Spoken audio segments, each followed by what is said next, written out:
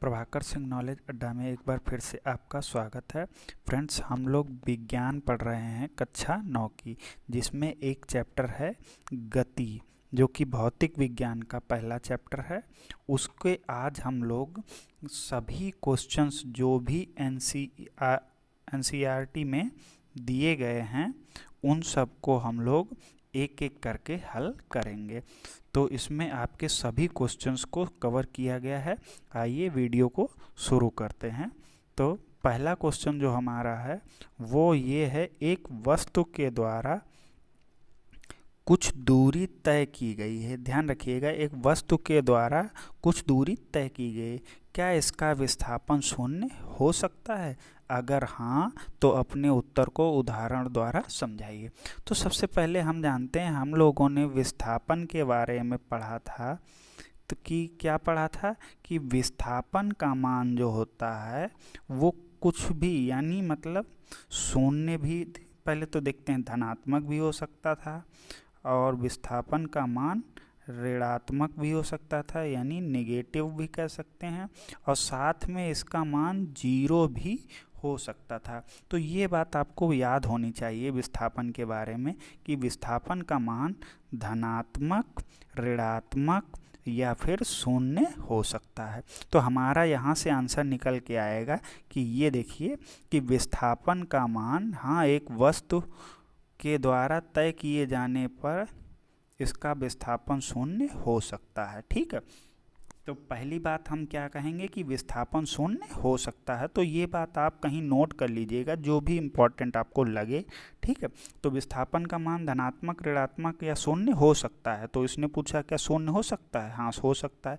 अब वो स्थिति बतानी है कि कैसे शून्य होगा। तो देखिए कितना आसानी से हम लोग इसको पढ़ेंगे, आपको कोई भी चीज़ में समस्या नहीं होगी। तो देखते हैं, जैसे मान लिया हमने विस्थापन क्या होता है कि प्रारंभिक बिंदु और अंतिम बिंदु के बीच की न्यूनतम दूरी को ही क्या कहते हैं? विस्थापन। तो मान लिया हमने कोई व्यक्ति बिंदु ए से शुरू करता है, फिर बी पे पहुंचता है और फिर सी पे पहुंचता है, उसके बाद डी पे पहुंचता है और फिर चलकर ए बिंदु पर ही आ जाता है।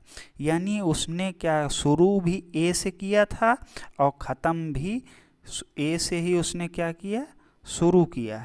ठीक, और ए पर ही आके समाप्त किया। तो अब बताइए इनके बीच की दूरी क्या होगी? दोनों बिंदु वही हैं, तो यानी उनके बीच की न्यूनतम दूरी कितनी आएगी? शून्य। तो वही इसका विस्थापन होगा, यानी इसका विस्थापन कितना होगा? शून्य होगा। जब कोई वस्तु अपनी प्रारंभिक स्थिति में लौट आती है तो उसका विस्थापन कितना होता है? शून्य होता है। ये देखिए, ऐसा तब होता है जब कोई वस्तु की प्रारंभिक स्थिति और अंतिम स्थिति आपस में मिल जाती है। देखिए, उसने ए से शुरू किया था और ए पे ही ख़त्म किया। ये उदाहरण भी यहाँ पर एक और उदाहरण देख सकते हैं।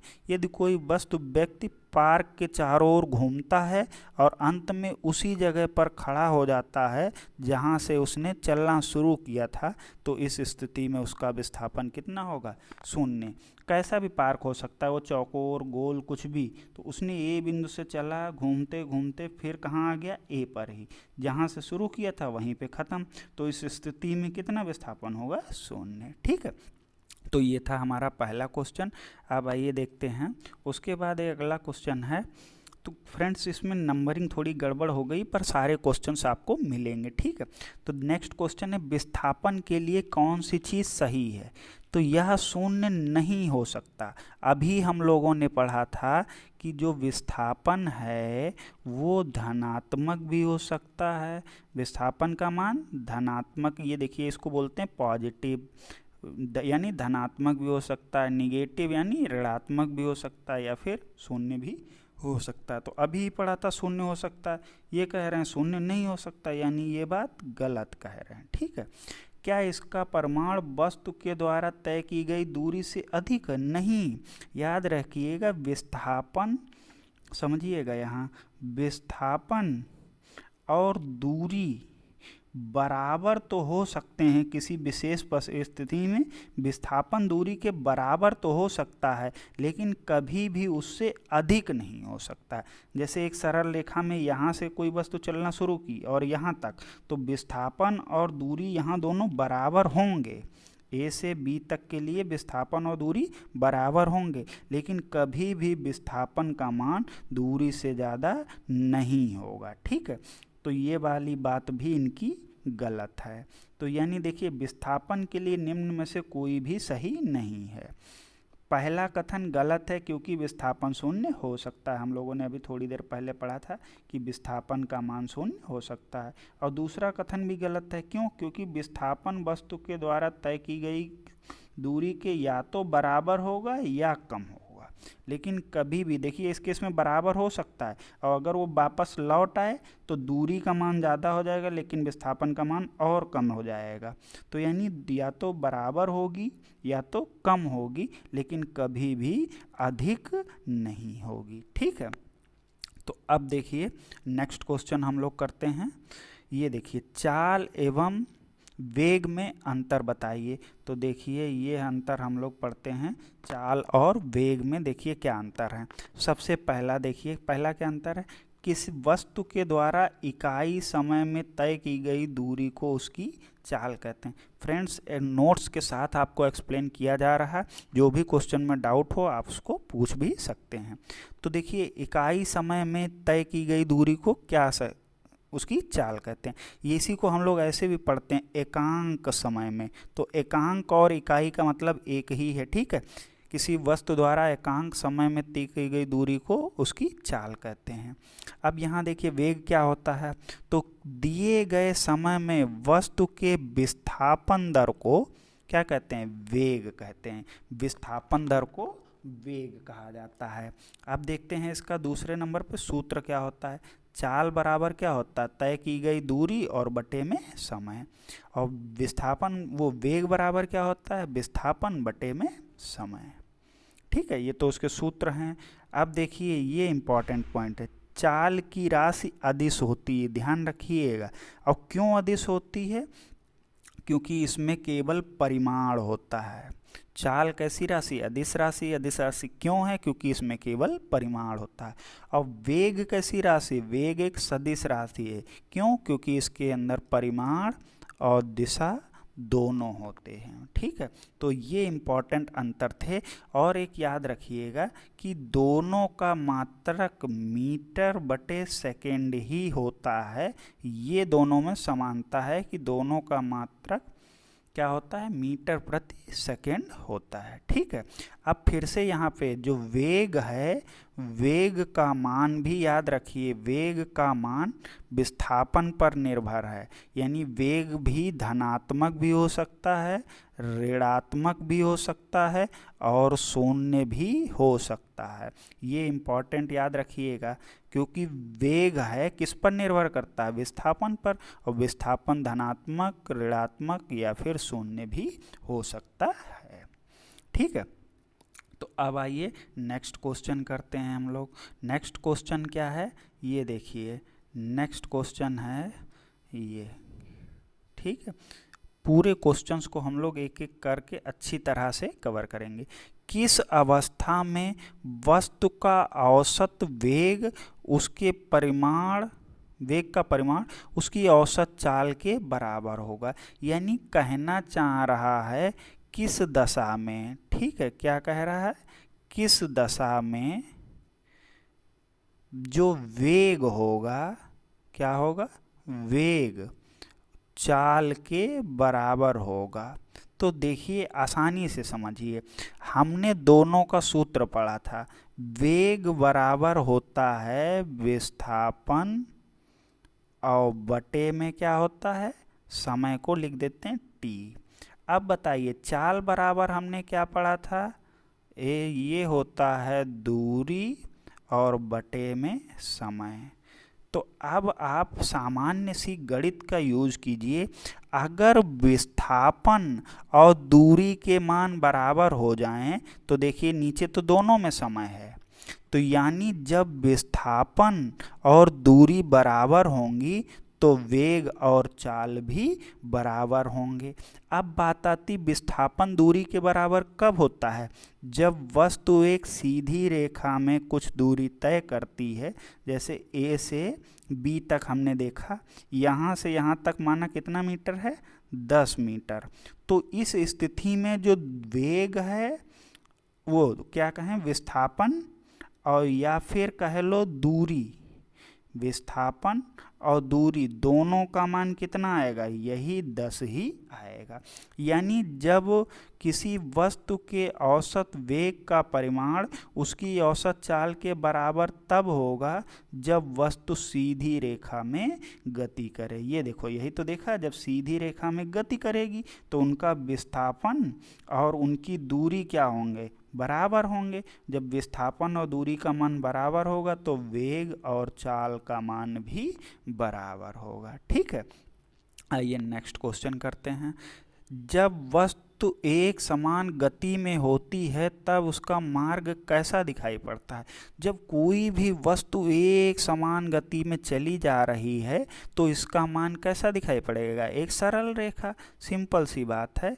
कैसा दिखाई पड़ेगा? सरल रेखा। ठीक है, इसका मार्ग कैसा होगा? कहेंगे सरल रेखा।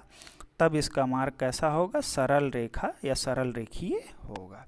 जब कोई भी चीज़ एक समान गति करेगी, यानी उसमें कोई बदलाव नहीं होगा उसकी गति में, तो वो कैसा दिखाई देगा?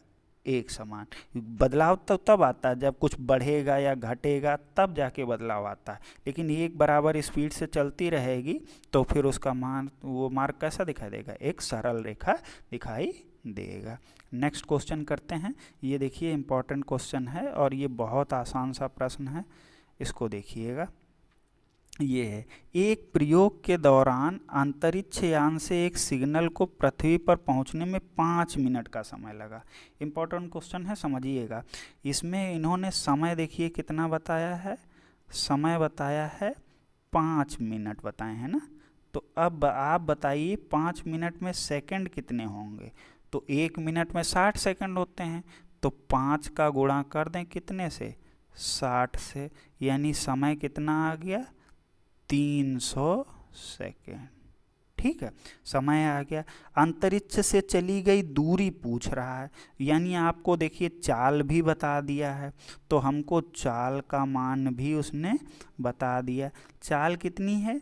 3.0 इंटू 10 की पावर 8। सही। अब दूरी पूछ रहा है, तो एक सूत्र हम लोगों ने पढ़ा है, चाल बराबर दूरी और बटे में समय। यही तो सूत्र पढ़ा है।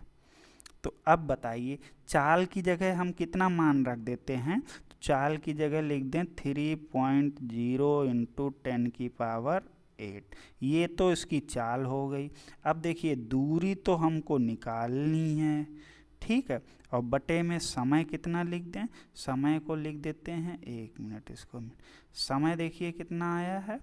समय दिया था 300 सेकेंड। ठीक है, तो अब ये देखिए ये बटे में है, तो यानी ये इसका इसके साथ क्या होगा? गुणा होगा। तो गुणे में घात जुड़ जाती है, तो देखिए ये जो 0 लिखे हैं ये इसके साथ ऐड हो जाएंगे, यानी 8 0 यहाँ लगे थे, 2 ये मिला के कितने हो जाएंगे? कितने हो जाएंगे? 10।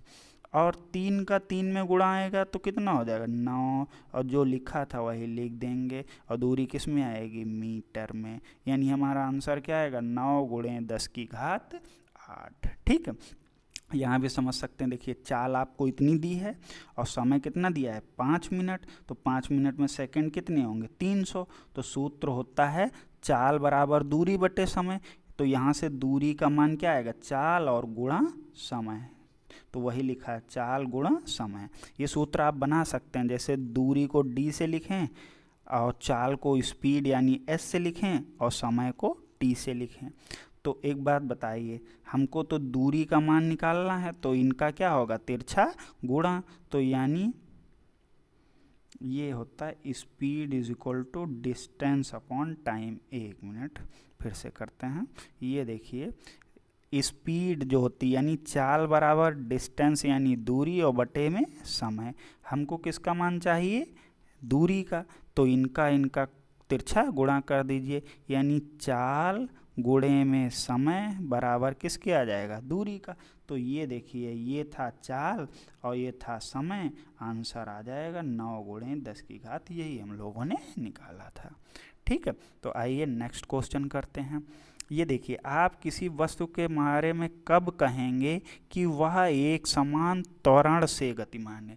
जब भी बात एक समान की बात आए, अभी ये क्वेश्चन पहले ऐसा भी किया था, तो यानी वस्तु अगर एक सरल रेखा में गति कर रही है तो उसका त्वरण भी एक समान होगा। ठीक है, जब वस्तु एक सरल रेखा में गति कर, सरल रेखा में गति कब करेगी, जब ये बराबर समय में बराबर दूरी चलेगी। जैसे ऊपर मान लिया हमने दूरी लिखा और नीचे क्या लिखा, समय लिखा। ठीक है, और या फिर यहाँ कहें इसका वेग ले लेते हैं, तो हर बार वेग कितनी देर में, मान लिया हमने यहाँ 5 यूनिट और समय 2 यूनिट, हर बार यही चलेगा, 5 यूनिट 2 यूनिट 5 यूनिट 2 यूनिट। ये 5 केवल एग्जाम्पल के लिए, यानी क्या देख रहे हैं, बराबर टाइम में बराबर वेग बदल रहा है, हर बार बराबर टाइम में बराबर वेग बदल रहा है। तो देखिए, जब एक वस्तु सीधी रेखा में चलती है और इसका वेग समान समय में समान रूप से घटे या बढ़े, तो उसका त्वरण भी एक समान होगा। हमेशा याद रखिए, बराबर टाइम में, जैसे इतना